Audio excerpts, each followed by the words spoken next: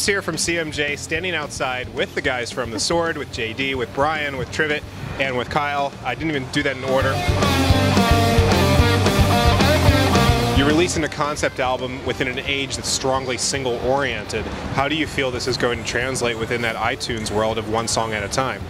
I think it's going to work beautifully because the strength of the album and the strength of the songs they're not propped up on it being a concept album. That's not a gimmick, and it's what naturally kind of flows out from us when we get together and play music. And there's no like overarching or underlying agenda to create anything other than something that is totally us and like that we're totally satisfied with.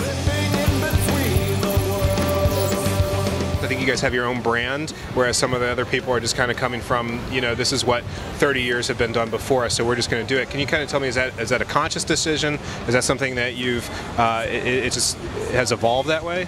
Yeah, I mean, I think it's just evolved that way just because we're not those guys, you know, that are going to do that. So you guys actually sell swords on your merch table yet? Can we start making this like? We're not allowed to, man. This one, we have Why trouble not? selling skateboards since people hit each other with them.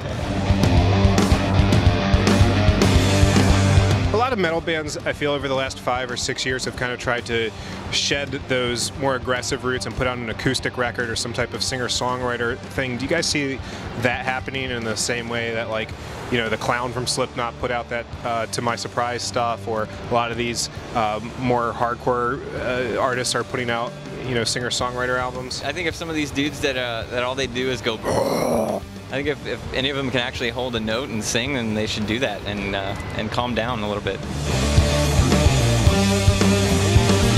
So which of you is the science fiction geek here? Or is it just kind of a shared experience? Obviously, like, I wrote the lyrics or whatever, so, but I mean, I'm not the only.